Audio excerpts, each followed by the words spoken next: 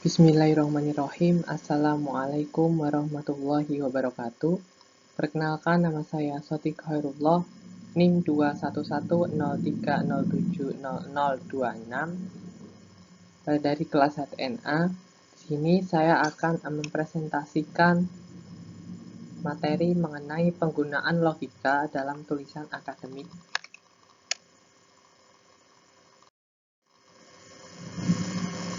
Yang pertama ada rumusan masalah. 1. Apa itu logika dalam tulisan akademik? Yang kedua, bagaimana cara menarik kesimpulan logis dalam tulisan akademik? Yang ketiga, apa saja kekeliruan-kekeliruan yang terjadi dalam penggunaan logika dalam tulisan akademik? Selanjutnya, yang pertama, pengertian.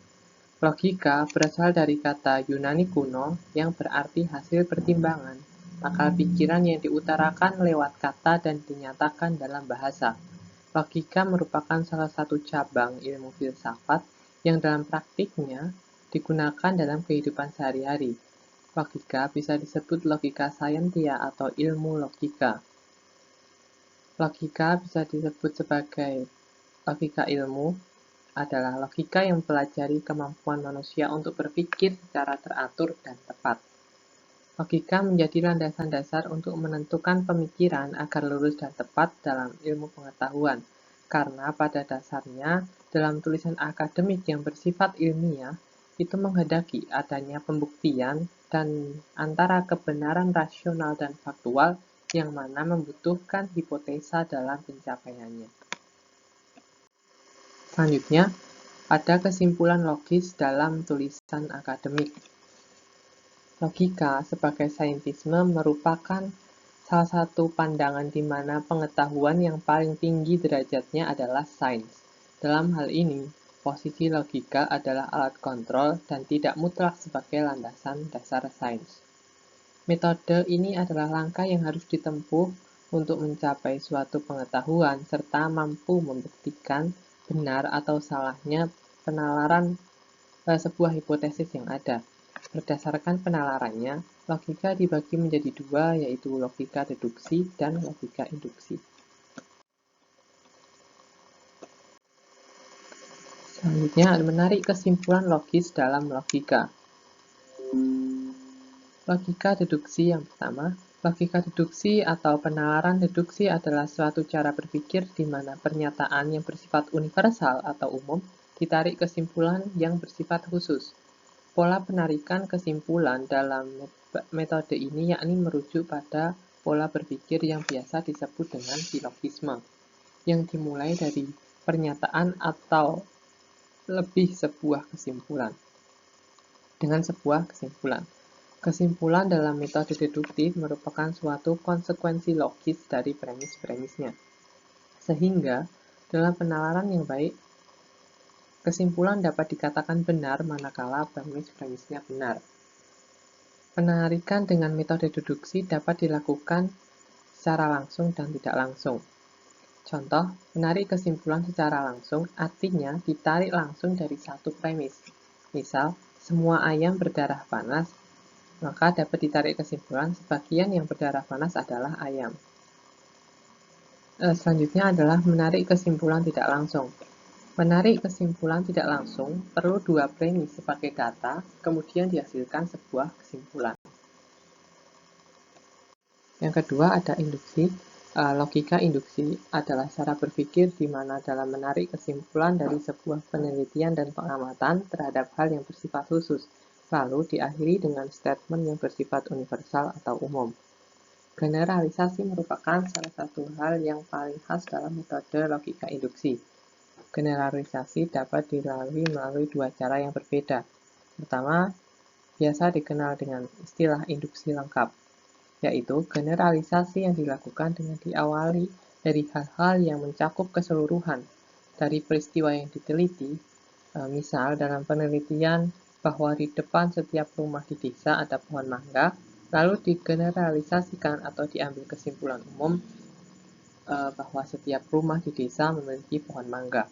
Yang kedua dikenal dengan istilah induksi tidak lengkap, yaitu generalisasi yang dilakukan dengan sebagian hal-hal atau bahkan dengan hanya sebuah hal khusus. Selanjutnya ada kekeliruan-kekeliruan penggunaan logika. Logical fallacy atau sesat berpikir adalah salah satu kesalahan dalam menyusun logika yang berasal dari asumsi-asumsi yang salah dalam sebuah argumen. Dalam hal ini, tidak ada kaitannya antara argumen dan kesimpulan serta premisnya.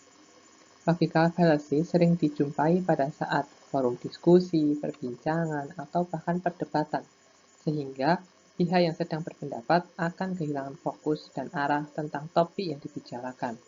Tanpa banyak disadari, pengaruh dan dampak logical fallacy dapat menghambat masyarakat dalam mengetahui sebuah kebenaran yang ada. Ketidakmampuan berpikir kritis juga dapat menjebak masyarakat sehingga mudah untuk dibodohi. Jenis-jenis logical fallacy. Yang pertama ada ad hominem fallacy, berasal dari bahasa Latin yang berarti menyerang orang. Cacat logika jenis ini terjadi pada saat alasan yang digunakan dalam berargumen tidak bertujuan untuk membantah ide, namun malah untuk menyerang hal yang bersifat pribadi. Yang kedua ada hasty generalization, atau cacat logika jenis ini adalah di mana argumentasinya berdasar pada sebuah hal kecil, namun sudah berani membuat generalisasi atau menyimpulkan dari sebab masalah itu sendiri dan terkesan buru-buru. Yang ketiga ada slippery slope, atau cacat logika jenis ini adalah manakala seseorang memiliki kecenderungan berasumsi mengenai sebab akibat yang salah. Yang keempat ada black or white atau hitam putih, adalah salah satu bentuk cacat logika yang mana pelaku membuat batasan sehingga tidak memberi kebebasan pada seseorang untuk menciptakan hal atau peluang lain. Yang kelima ada circular argument atau argumen berputar-putar. Cacat logika atau sesat berpikir jenis ini adalah keadaan di mana akan membawa seseorang dalam proses adu argumen yang berputar-putar dan tiada habisnya. Yang keenam ada tu kue, berasal dari bahasa Latin yang berarti kamu juga. Sesat berpikir jenis ini adalah kesesatan tidak resmi yang dilakukan untuk mendiskreditkan argumen lawan dengan menegaskan bahwa ia telah gagal bertindak sesuai dengan apa yang telah disampaikan dan apa yang telah ia ucapkan. Yang terakhir, kesimpulan, logika adalah kemampuan manusia untuk berpikir dalam menyusun sebuah argumen dengan benar dan tepat. Dalam tulisan akademik, logika berperan sebagai landasan dasar, namun tidak mutlak untuk menyusun pikiran agar lurus, karena pada dasarnya fungsi logika dalam tulisan akademik adalah menentukan dan menerapkan prinsip-prinsip sesuai dengan kaidah yang berlaku. Kemudian penarikan kesimpulan dalam logika dibagi menjadi dua, yaitu logika induksi dan logika deduksi. Logika deduksi dapat dilakukan dengan metode penarikan langsung dan tidak langsung. Kesalahan yang sering terjadi dalam logika atau biasa disebut dengan logical fallacy atau sesat berpikir adalah hal yang biasa terjadi dalam setiap perbincangan, perdebatan, atau bahkan diskusi, yang mana tanpa banyak disadari hal tersebut akan mempengaruhi masyarakat sehingga akan menghambat dalam memperoleh sebuah kebenaran dan serta terjebak dalam argumen-argumen yang tidak jelas. Demikian yang dapat saya sampaikan. Apabila ada salah, mohon maaf sebesar-besarnya. Terima kasih.